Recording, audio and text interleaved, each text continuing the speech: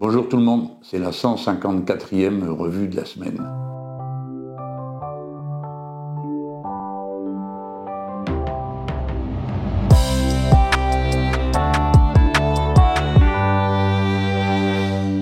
Donc ça veut dire que les revues de la semaine recommencent.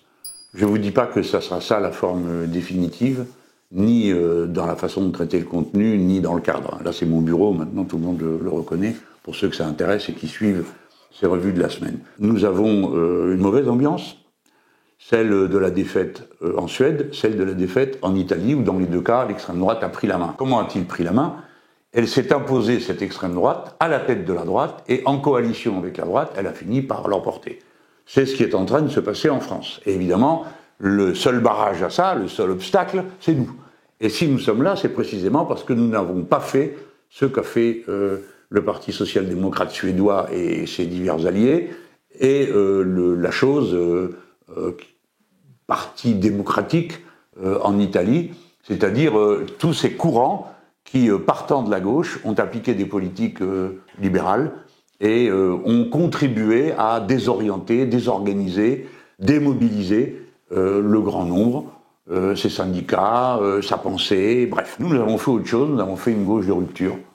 Et nous avons été au bout, vaille que vaille, nous avons tenu bon pendant des années, et sous les buzz les plus infâmes. Je vous rappelle que moi-même, j'ai bénéficié de 8 mois tous les soirs d'images dans une grande émission populaire, où l'on me voyait crier sur un policier. Et ça, j'en cite un, parce qu'il y en a eu, je ne sais pas combien. Nous avons calculé qu'on tournait à la cadence d'à peu près un par semaine sur un mot.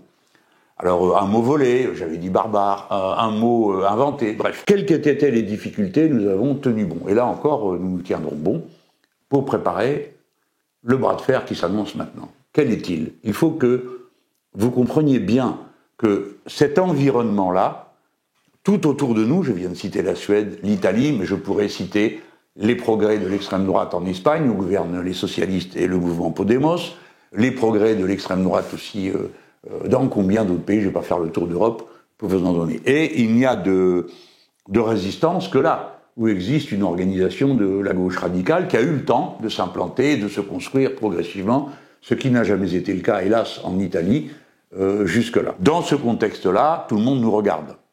Et il faut que vous sachiez à quel point tout le monde nous regarde. C'est que l'affaire Catenas, on a retrouvé des articles en Espagne, en Italie, partout où il s'agit de frapper ce qu'ils appellent la gauche radicale, en faisant de nous des monstres de violence, de sexisme, de tout ce que vous voulez. Alors là, en ce moment, c'est le sexisme. Avant, c'était l'antisémitisme, ça reviendra. Donc, surtout, ne perdez pas de vue, quoi qu'il arrive, quoi que vous pensiez, que nous sommes dans une bataille politique. Et que dans cette bataille politique, eh bien, il y a un rapport de force qui se crée. Là, nous sommes dans un moment où, hélas, les syndicats n'ont pas pu se mettre d'accord pour organiser une seule action syndicale contre la vie chère. Si bien que c'est par journée d'action que nous avons des mouvements qui ont lieu. Et même quand il se trouve que dans une catégorie l'union est faite, le résultat n'est pas toujours au rendez-vous. Pourquoi? Parce que la pression qui s'exerce sur les travailleurs, pour les salariés, hommes et femmes, c'est une pression qui est mentale, morale. On leur dit ça sert à rien de toute façon, et puis financière, et puis des fois disciplinaire. Et comme vous ne le savez peut-être pas, ça frappe très dur partout dans les entreprises. Et autour de l'entreprise, par exemple, nous avons des camarades qui ont été candidats aux élections législatives et qui ont des difficultés professionnelles terribles maintenant. Il faut que vous le sachiez pour avoir aussi une pensée pour tous ces hommes, toutes ces femmes qui se dévouent toute leur vie et qui, comme vous le savez, sont à la merci d'une mauvaise réputation qui leur est attribuée. Si bien que, à une première agression, en est suivie une autre aussitôt. Quelle première agression? C'est que le pouvoir s'est senti les mains libres. Pourquoi? La vie chère explose, le panier moyen du consommateur, c'est-à-dire ce que vous consommez réellement, pas l'indice, très intéressant, des prix dans lesquels il y a des choses qui ne vous concernent pas. Le tabac, le prix d'une voiture, non, ce qui compte c'est dans votre vie quotidienne, ce que vous achetez pour manger, ce que vous payez pour votre chauffage, votre électricité, l'assurance de la voiture, l'assurance de la maison, l'assurance des gosses à l'école, tout ça a explosé et vous amène à une augmentation des prix de votre vie qui est entre 6 et 10%. Donc en réalité, pour le même travail que vous faisiez avant.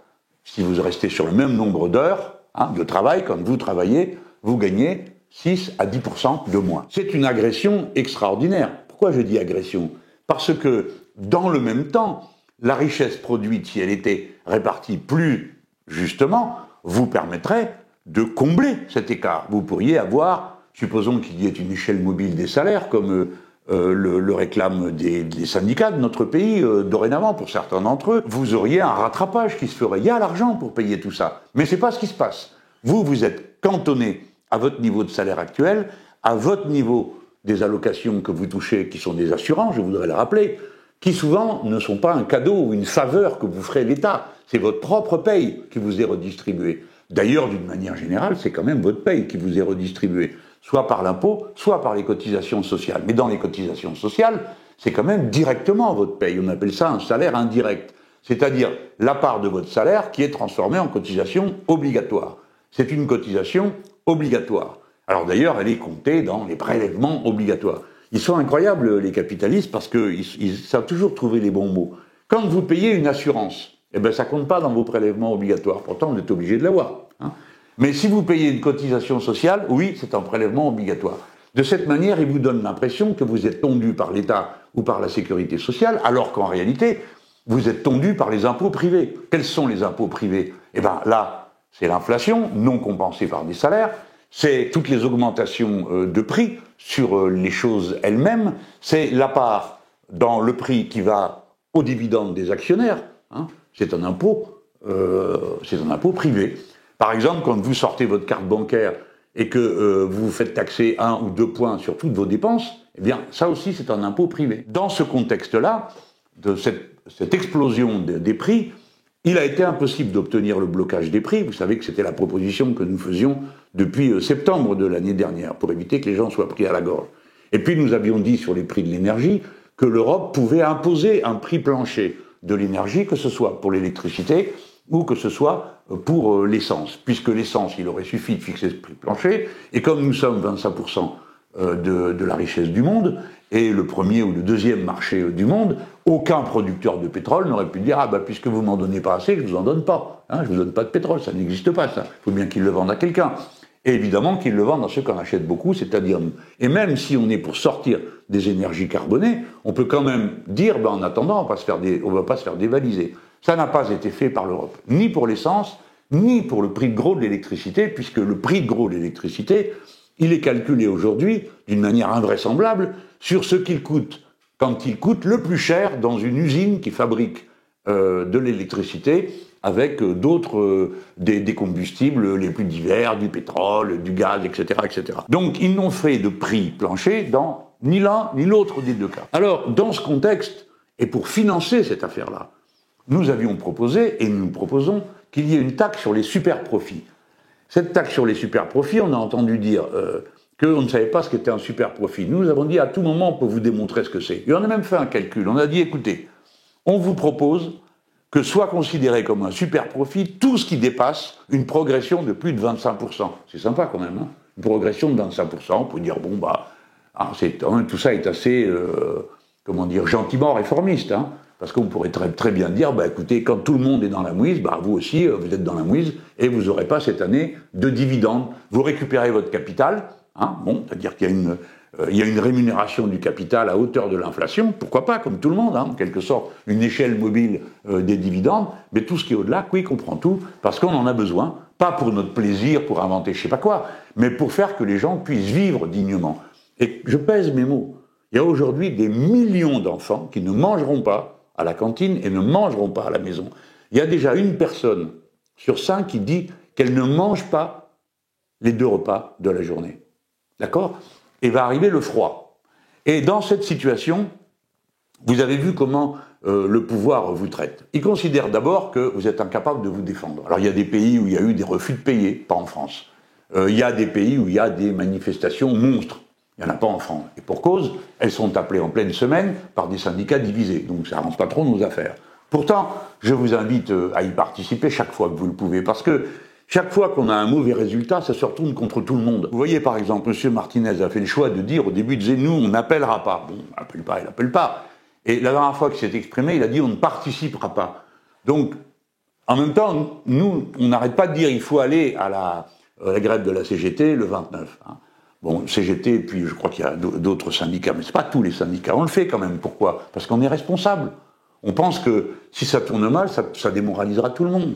Et bien, de la même manière, je sais bien que pour la marche du 16 octobre, il y aura évidemment des fédérations de la CGT entières qui y participeront, et sans doute des centaines de milliers ou des dizaines de milliers, que sais-je, de personnes qui ont une carte à la CGT et qui pensent que, bon, on peut se mobiliser un dimanche, dans une convocation comme celle que nous faisons pour la marche du 16 octobre, qui est convoquée par l'ensemble des partis de la NUPES, plus une série maintenant d'organisations qui, petit à petit, annoncent qu'elles vont y participer. Mais c'est vrai que nous avons perdu beaucoup de temps pour la préparation de cette marche, parce que nous avons espéré jusqu'au 12 septembre qu'on pourrait avoir un appel général. Et bon, vous avez vu, non seulement on n'a pas d'appel général, mais on a un appel de M. Martinez à ne pas participer. Alors, bon, oui, parce qu'il dit que nos méthodes ne sont pas efficaces et nos mots d'ordre ne sont pas les bons. Mais ce n'est pas une bonne façon de prendre les choses, parce que c'est démoraliser tout le monde. En attendant, la convocation est faite pour le 16. Le pouvoir pense que vous allez vous laisser faire. C'est-à-dire que le 16 octobre, pour la marche qu'on fait à Paris, tout le monde comprend pourquoi à Paris. Parce qu'il faut qu'il y ait une démonstration de force. Si nous le faisons seulement en région, on n'aura pas cette démonstration de force. Il faut donc qu'elle se voie et qu'elle soit à Paris. Alors le samedi, il y aura des actions un peu, on a dit symboliques, c'est pour dire des actions qui portent du sens, du symbole, pour montrer la bataille contre la vie chère et contre l'inaction climatique. L'inaction climatique, parce que nous venons de vivre un été où il est évident que le changement climatique, comme nous l'avons dit et répété, est commencé et qu'il est irréversible, et qui provoque des dégâts, en quelque sorte, qui ne concernent pas que les arbres qui brûlent, nous brûlons en même temps qu'eux, qui ne concernent pas seulement que l'eau qui tombe, mais qui concernent toute la société, parce que ça désorganise tout. Quand il y a sécheresse, ça désorganise tout et tout le monde. Quand il y a des pluies diluviennes, ça désorganise toute la vie sociale et la vie économique. Vous ne pouvez plus séparer les phénomènes de type écologique des phénomènes de type sociaux. Vous ne pouvez pas les séparer. Les deux sont tout le temps liés l'un à l'autre. Quand vous avez sécheresse, il y a moins de céréales qui sont à récolter, donc vous les paierez plus cher. Quand il y a sécheresse, vous avez une désorganisation de toutes sortes de chaînes de production. Vous l'avez vu, si vous vous en souvenez, quand la sécheresse a empêché Taïwan de livrer à ses clients en Europe les capteurs dont ils ont besoin pour les introduire dans toutes sortes de machines, et notamment dans l'industrie automobile, où il y a eu des chômages techniques et des ralentissements de la production liés à ce qui est au départ, non pas une crise des capteurs, mais une crise de l'eau qui sert pour fabriquer les capteurs. Donc, rappelez-vous bien de ça, on ne peut pas séparer la crise écologique de la crise sociale. J'en donne encore un exemple. Quand, du fait des mauvaises conditions météo, ou du fait de conditions météo contrariantes, le prix de la nourriture augmente, naturellement, si vous voulez néanmoins vous nourrir, vous vous tournez vers les produits de plus basse qualité. Et les produits de plus basse qualité sont les produits les plus industrialisés.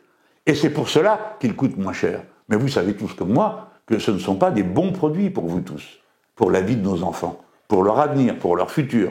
Que ces produits déclenchent des épidémies de diabète, d'obésité et sans doute de cancer, puisque plusieurs produits sont repérés, qui sont mis dans la nourriture, sont repérés comme pouvant être cancérigènes. Alors on me dit pouvant être. Bah oui, j'ai pas envie d'essayer s'ils peuvent être cancérigènes. Qui a envie d'essayer? Personne. Et encore, quand on dit pouvant, c'est parce que les laboratoires, des fois, ils préfèrent dire les choses gentiment. Donc, l'inaction climatique et la vie chère, ce sont deux choses que non plus on ne peut pas séparer. Donc quand vous manifestez pour l'un, vous manifestez pour l'autre. Moi, j'ai été très déçu que la journée qui devait conduire à des mobilisations climat, les associations n'aient pas pu s'entendre et qu'il y a eu 2 ou 3 appels pour cette marche. Si bien qu'on a eu 2 ou 3 petites marches. Et nos amis étaient présents. Mais là, le 16 octobre, les deux sont liés. C'est un dimanche. C'est de votre vie dont on parle, de votre survie, de celle de vos enfants. Et ça vaut la peine que vous vous mobilisiez. Regardez bien. Le pouvoir s'est dit, ils ne font rien, je suis tranquille. Pourtant, vous avez fait une rentrée où vous avez vu s'effondrer les services publics. Le service public de la santé, le service public de l'éducation. Et vous avez vu, comme moi, que cet effondrement est en même temps une manière de pousser les gens vers le secteur privé qui, assez naturellement, il est plus cher pour tout le monde. Il est plus cher pour tout le monde, y compris pour ceux qui ont des bonnes mutuelles. Parce que s'il y a beaucoup de monde qui va se faire rembourser par la bonne mutuelle. La bonne mutuelle, elle n'a pas d'autre chose à faire que d'augmenter les prix tant qu'elle peut, ou en rognant sur ses marges, ou en rognant sur ses réserves. Mais à la fin, il faut bien que cette richesse qui va être transférée soit prise quelque part. Donc, ne rêvez pas, ne croyez pas que ça va être tout le temps comme ça, parce que ça n'est pas durable. Mais en tout cas, on voit le mouvement. Et quand je parle de l'enseignement, vous savez comme moi qu'il est devenu difficile de dire aux gens, écoutez, l'enseignement public, c'est notre bien à tous, parce que dans certains secteurs, c'est le bien de personne, pour la raison que vous avez des jeunes gens qui n'ont pas de lycée, vous avez dans les universités des jeunes gens qui ne peuvent pas s'inscrire et qui donc sont obligés de se tourner vers le privé. Depuis l'an 2000, c'est-à-dire il y a 22 ans, en 22 ans, il y a 1 million d'élèves de plus qui sont allés s'inscrire dans le privé.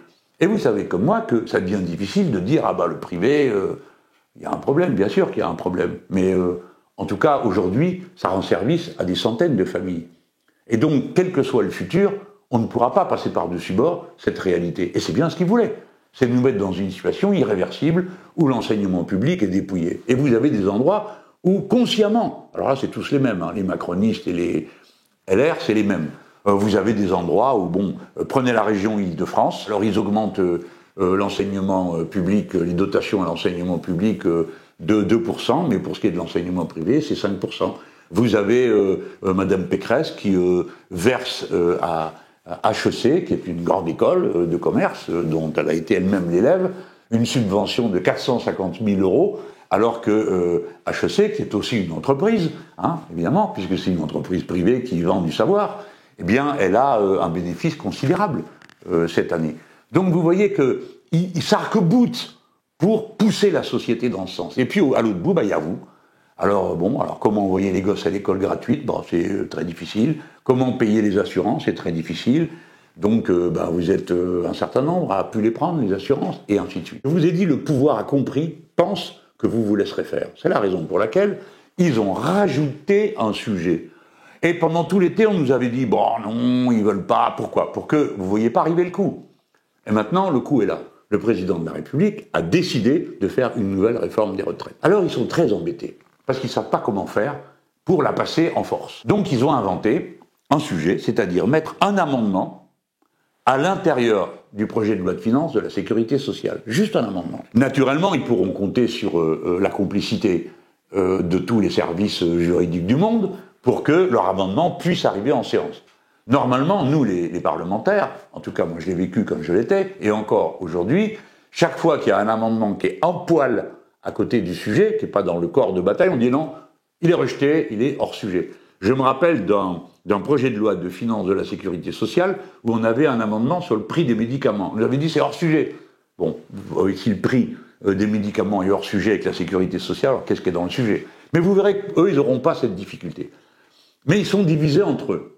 Donc, ils le passeront quand même en force. Il faut bien réfléchir à essayer de comprendre pourquoi il le fait. Il le fait parce qu'il pense que vous ne saurez pas réagir. Parce qu'il pense que les syndicats sont divisés. Parce qu'il voit que les associations sont divisées. Et je vous dis la chose suivante. Si vous faites les moutons, vous serez tondus. Et rappelez-vous bien de ça. Il n'y a pas de limite à la tonte. Des fois, il s'arrête à la peau, mais d'autres fois, non.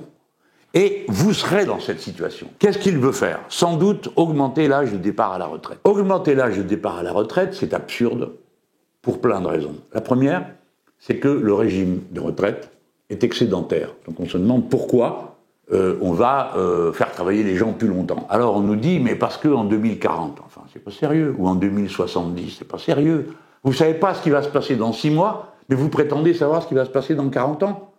C'est grotesque. Ça n'a pas de sens, donc c'est bidon. C'était déjà un argument bidon avant, la preuve. Et c'est toujours un argument bidon. Deuxièmement, toutes les économies que vous réalisez, économies entre guillemets, sur le régime de retraite, soyez pas ballots, c'est pas des économies. Parce que les gens qui sont là, ils ne retrouvent pas de boulot. Donc qu'est-ce qu'ils font? Ils vont à Pôle emploi. Alors évidemment, la moitié des gens qui vont à Pôle emploi ne sont pas indemnisés, mais l'autre moitié l'est. Donc de toute façon, ça progressera. Ça veut dire que c'est un coût supplémentaire pour les allocations au chômage. Et puis les gens qui ne peuvent pas partir à la retraite, soit ils se bouffent de ne pas être à la retraite et d'être en chômage de longue durée, ils sont arrivés au bout de leurs droits, donc ils vivent très chichement, alors que nous avions réussi à être le pays au monde où il y avait le moins de retraités pauvres. Nous revoilà maintenant en train de plonger dans le sens inverse. Et je vous garantis qu'il y a des gens déjà qui touchent des retraites, mais c'est quasiment rien, quoi, pour eux. Hein. Alors ceux-là, ils tombent malades. Je suis en train de parler de choses très concrètes. Oui, les gens tombent plus facilement malades quand ils sont plus âgés. Tu parles d'une découverte. Et ils tombent d'autant plus facilement malades quand ils sont plus âgés que, en plus, psychologiquement, ils sont déstabilisés. En plus, ils mangent mal parce que leur retraite est très faible, etc., etc. Le président de la République a dit aussi que ça coûtait cher l'école et l'hôpital. Alors, comme c'est lui qui les a détruits, on pourrait dire, vous n'aviez qu'à pas le faire, vous pourriez au moins reconnaître que vous avez fait une bêtise, puisque maintenant, il faut payer. Mais surtout, c'est pas possible, parce qu'on ne paye pas l'hôpital et on ne paye pas l'école avec les cotisations sociales des salariés pris sur leur salaire. Non, on paye l'école et l'hôpital avec les impôts, pas avec les cotisations sociales. Donc c'est bidon comme argument. De la même manière, ils disent, oui, mais ça va nous permettre de mettre la retraite minimum à 1100 €. Je ne sais pas s'il le dit toujours, parce que je cherche au milieu des paquets de déclarations, il y a une chose et son contraire quasiment tout le temps. Mais moi, je vous avais dit pendant la campagne présidentielle, qu'en effet, il ne fallait pas qu'il y ait une seule retraite en dessous du seuil de pauvreté.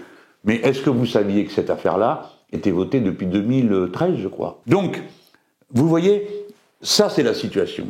S'il rallonge l'âge de la retraite, on va augmenter le nombre de gens qui auront cotisé toute la vie et qui n'auront jamais eu de retraite. Parce qu'aujourd'hui déjà, avec la retraite à 62 ans, qu'a installé M. Sarkozy, avec les 43 annuités de cotisation qu'a installé M. Hollande, eh bien, vous avez déjà 25% des gens les plus pauvres qui ne vivent pas jusqu'à 62 ans. Donc les plus pauvres, ils ont quand même travaillé dans leur vie, ils ont cotisé, ils ont donné une partie de leur salaire. Donc vous voyez que tout ça, c'est une aggravation sans cesse des injustices. D'ores et déjà, aujourd'hui, l'espérance de vie des Français a commencé à reculer. L'espérance de vie en bonne santé, c'est autre chose, elle aussi a reculé. C'est-à-dire qu'on tombe gravement malade plus tôt. D'autant que des épidémies qui sont liées à la consommation de produits toxiques, comme les pesticides dans l'eau, ainsi que le plastique, et donc dans les aliments, tout le reste de la chaîne alimentaire, se traduisent, nous en sommes certains aujourd'hui, par un nombre de cancers de plus en plus nombreux, et qui tombent toujours au même endroit du corps humain. Donc il doit y avoir un rapport avec ce qu'on mange, quand c'est dans les intestins, quand c'est dans l'estomac, etc. Et même ailleurs. En tout cas, les produits sont connus comme cancérigènes ou pouvant être cancérigènes. Il n'y a plus une rivière de France, il n'y a plus un litre d'eau venant d'une rivière qui ne contiennent pas de pesticides. Et quand je vous dis de pesticides, c'est ceux qu'on connaît, ceux qu'on cherche. Parce qu'il y a pire que le pesticide qu'on connaît. Il y a les molécules qu'on ne connaît pas. Parce que le pesticide, il se décompose. Et la décomposition donne différents corps qui font des cocktails entre eux, que vous absorbez. Et là, il n'y a pas d'études dessus. Donc tout ce qu'on sait, c'est que c'est encore plus dangereux que le pesticide lui-même. Et évidemment que ça atteint des organismes qui sont affaiblis. Plus vous êtes âgé, et plus évidemment, l'affaiblissement vous frappe durement dans votre santé. Mes amis ont décidé qu'il y avait deux mots d'ordre, contre la vie chère et contre l'inaction climatique, et maintenant il y en a un troisième, c'est pour la défense du système de retraite. Alors, regardez les faire. Ils prennent les gens pour des gosses. Ils vous parlent comme si vous étiez des petits. Alors vous avez Madame Borne qui dit « Ah oui, mais attention, s'il fait 15 degrés, vous avez le droit d'allumer votre chauffage. » De toute façon, on a le droit d'allumer notre chauffage tant qu'on veut, d'accord, du moment qu'il y a quelque chose pour le faire fonctionner. Mais elle vous parle comme ça, comme à des petits enfants. Vous êtes des adultes, vous avez fait toute votre vie, mais Madame Borne vous dit si c'est à 15 degrés, vous avez le droit d'allumer votre chauffage. Voilà comment il vous parle. Ou bien vous avez la présidente de l'Assemblée nationale qui a d'abord dit qu'elle n'était pas d'accord pour qu'on passe l'amendement retraite sous la forme d'un amendement dans le projet de loi de finances de la sécurité sociale. Maintenant, elle dit 49.3 n'est pas un gros mot. Pourquoi vous dites gros mot, madame? Parce que quand on est un petit enfant, on ne doit pas dire des gros mots, sinon maman va pas être contente ou papa va être fâché. C'est ça le truc. Vous pouvez pas dire aux gens ouvertement, clairement, je pense que le 49.3, puisque c'est dans la Constitution, donc on l'appliquera. Et puis après, vous assumez les conséquences. Nous, on vous dira pourquoi vous le faites. Et puis il y aura une autre conséquence que vous devrez assumer, c'est la motion de censure qu'il y aura derrière. Parce qu'il y aura des motions de censure. Vous vous souvenez que moi j'avais proposé qu'il n'y ait qu'un seul groupe de la NUPES parlementaire. Pourquoi? Pour une raison simple. C'est que 150 dans le même groupe, nous apparaissions comme le premier groupe de l'Assemblée nationale. Et donc, chaque fois qu'il y aurait une motion de censure à déposer, on commencerait par la nôtre. Mais aujourd'hui, c'est pas le cas. Donc ça va être un peu plus compliqué. Mais il y aura des motions de censure et il y aura des votes sur toutes ces motions de censure. C'est là que nous allons voir de quoi est fait la situation. Pour le président de la République, elle n'est pas brillante. Il a contre lui la présidente de l'Assemblée nationale, le président du MoDem, qui jusqu'à peu était le grand chef de la planification. Je ne sais pas s'il l'est toujours, ou s'il est passé à un autre poste, je ne me rappelle plus lequel. Ça a été dit il n'y a pas longtemps. Vous avez des gens qui tirent à U et à dia. L'un dit il faut mettre à 64 ans le départ à la retraite, et puis vous avez un gars comme Édouard Philippe qui dit non, il faut 67 ans. Ils ne vont pas avec le dos de la cuillère. Chacun est pour une version différente. Alors, comment tout ça va se finir? Vous avez la possibilité de faire reculer M. Macron. Je vous le dis vraiment très sérieusement. Si vous êtes bien mobilisé, si ça se voit, si vous êtes en forme, en nombre, en force, à ce moment-là, je pense qu'il reconsidérera sa position. Pourquoi? Parce qu'il se dira, on va à une énorme confrontation sociale. Parce que, vraisemblablement, tous les syndicats se mettront d'accord pour défendre une conquête aussi essentielle, c'est-à-dire la retraite, évidemment, mais aussi l'allocation chômage et les différentes autres allocations qui ont été gagnées par la lutte sociale. Ne vous laissez pas embarquer par ceux qui vous disent que les allocations sociales sont de l'assistanat. Ce n'est pas vrai. Les seuls assistés qu'il y a dans ce pays, c'est les ultra-riches qui ont rempli d'argent, alors même qu'ils n'en ont pas besoin. Il n'y a que ceux-là qui sont vraiment assistés dans ce pays. Et en plus, ils sont parasites, c'est-à-dire qu'ils ne servent à rien. Ils ne produisent rien de particulier, ils ne réinvestissent pas tous ces milliards. Certains ont gagné, imaginez-vous, leur fortune a progressé de 500%. Nous connaissons un cas où une personne a gagné 30 milliards sur sa fortune personnelle en 1 an et demi. D'accord ? Alors en ce moment, comme vous le savez, il y a des auditions à l'Assemblée nationale qui sont menées notamment par 2 députés, et parmi ces 2, Manuel Bompard, et toutes ces auditions sont publiques. Donc vous pouvez suivre sur la chaîne de l'Assemblée nationale la discussion comme elle a lieu. Donc vous pouvez entendre les auditions, vous pouvez entendre les questions, vous pouvez entendre les réponses des ultra-riches. Mais faites-le, et vous verrez comment Bompard les cuisine, parce que bon, l'autre c'est un LREM, alors bon, c'est pas trop... Il n'est pas là pour ça, quoi. Il n'est pas là pour les... Mais il pose des questions. Vous allez entendre les sommes dont il est question. Vous allez savoir qu'il n'y a aucune raison que vous soyez tous si malheureux. Parce que nous avons les moyens de financer absolument tout ce dont nous avons besoin dans ce pays. Nous l'avons, et en plus sans confisquer rien aux très riches, en prenant la part du profit inouï qu'ils ont accumulé pendant la Covid et maintenant. Il n'y a aucune raison de modifier l'assurance chômage, les allocations chômage, parce que le régime est excédentaire. Il n'y a aucune raison de modifier le régime des retraites parce qu'il est excédentaire. Et que si on allonge la durée de vie au travail, eh bien on augmentera le nombre de chômeurs et le nombre de malades. Et donc, on va mettre les économies à un endroit sur le dos du reste de la société, et ça va se payer, surtout, en mauvaise qualité de vie. Car voyez-vous, c'est une chose qu'un homme comme moi puisse... à 71 ans, vous parlez comme Jean le fait, parce que mon corps n'a pas été usé par l'effort physique. L'effort intellectuel, c'est une autre paire de manches, parce que le cerveau, c'est pas un muscle. Donc, ça s'épuise pas si on s'en sert beaucoup. Et moi, je m'en suis servi beaucoup. Bon, alors, j'ai peut-être quelques petites crampes, même pas dans les doigts, pour tenir mon stylo ou pour taper sur mon clavier. Il est clair que cette forme de travail a été moins usante, en dépit de ce que je subis depuis maintenant 10 ans. Donc il y a les buzz permanents contre moi, ça use un peu psychologiquement. Mais pour le reste, c'est pas comparable à l'usure d'un travailleur qui souvent en plus est blessé pendant sa vie professionnelle, qui souvent a été exposé à des risques professionnels. Il y a 1200 personnes par an qui meurent de maladies professionnelles et d'accidents sur leur lieu de travail. 1200, d'accord ? C'est énorme. 500, plus de 500, presque 600 sur le poste de travail. Et le reste de maladies professionnelles. Donc, vous voyez bien que l'usure des corps, elle ne peut être compensée que par le fait qu'à un moment, on arrête. Et on a le droit de se reposer. Mais je vais approfondir la question. J'ai entendu des gens faire de la flûte sur la valeur travail. La valeur travail, ça commence par le salaire. Si vous respectez la valeur travail, payez bien les gens. Parce que vous pouvez les payer bien. Vous pouvez les payer bien, messieurs, les très importants et plein de sous. Parce que il y a une chose qu'on sait tous maintenant. C'est qu'à partir du 22 septembre, vous m'entendez les gens ?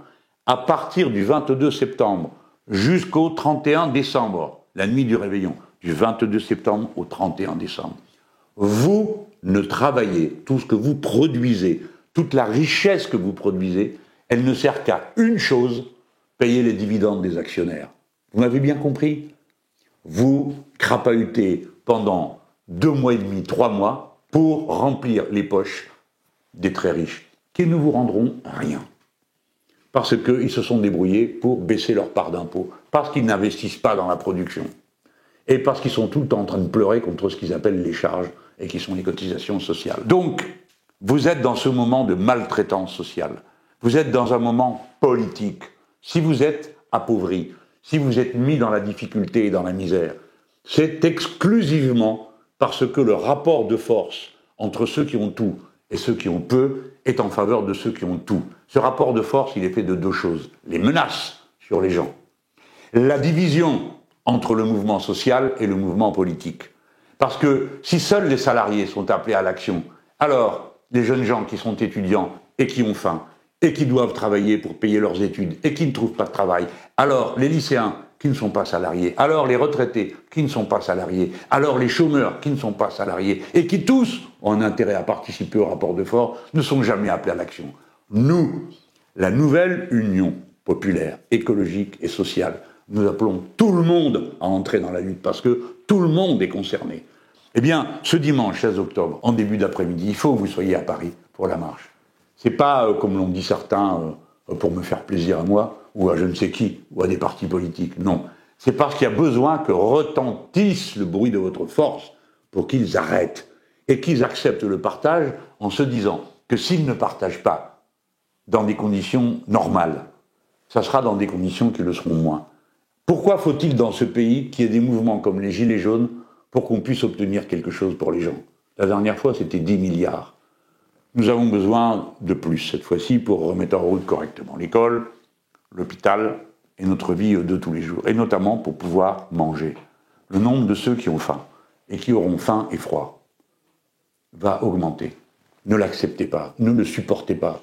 Ne vous dites pas, pour ceux qui sont dans cette situation, je n'y peux rien, je m'occupe de survivre. C'est vrai, vous le faites avec toute la dignité dont vous êtes capable, mais mobilisez-vous. Vous êtes des citoyennes et des citoyens. Vous n'êtes pas leur chose dont ils décident qu'elle va rester prostrée dans la misère, dans la difficulté, sans remuer, sans bouger. Et vous autres, qui allez mieux ou un peu mieux, ou qui vous dites qu'il y a pire que moi, eh bien c'est le moment d'entrer en action pour que tout le monde ne soit pas dans une situation pire. Toutes les catégories sociales sont frappées. Regardez dans les copropriétés, ceux qui avaient acheté leur appartement ou leur maison, qui maintenant sont pris là par le prix des travaux, par le prix des fournitures pour chauffer, pour réparer. Toutes les catégories sociales sont frappées. Les enseignants du supérieur, les élites intellectuelles, les vraies élites, mal payées, maltraitées, et ainsi de suite. Et les travailleurs du rang, et ceux qui ne travaillent pas. Pas parce qu'ils ne veulent pas ou qu'ils ne veulent pas traverser la rue, mais parce que c'est pas vrai que tout le monde est fait pour n'importe quel travail. Un jardinier ne fera jamais un plombier. Un plombier fera jamais un bon serveur ou une bonne serveuse dans un restaurant. Ce sont des métiers avec des savoir-faire, avec des aptitudes physiques. Ne vous laissez pas saouler par cette histoire qu'il y aurait des postes de travail où les gens n'iraient pas. Il y a 300 000 postes de travail qui n'ont pas trouvé acquéreur. Il y a 6 millions de chômeurs. Et puis dans les 300 000, vous avez plein d'annonces qui sont des fausses annonces ou des annonces dépassées ou des annonces en double ou en triple. Demandez à n'importe quel sociologue digne de ce nom de vous expliquer ces choses-là. Lisez la tribune de notre camarade, le député de Toulouse, Adrien Clouet, qui explique avec toute l'autorité scientifique qu'est la sienne, puisqu'il est docteur en sociologie, pourquoi ce sont des chiffres bidons. Il n'y a pas d'assistés dans ce pays, sinon dans les classes supérieures qui se gobergent. Donc, vous devez faire la démonstration de votre force. Voilà, j'ai été un peu long, hein? Eh bien, faites écouter cette vidéo par vos amis et vos camarades. Participez, impliquez-vous, faites quelque chose. Ne les laissez pas faire. Vous pouvez les faire reculer. Mais c'est sûr que si vous ne faites rien, c'est vous qui reculerez. Je vous l'ai dit tout à l'heure. J'ai confiance. Allez, on y va, et maintenant on ne parle plus que de ça. Mobilisation pour le 16 octobre.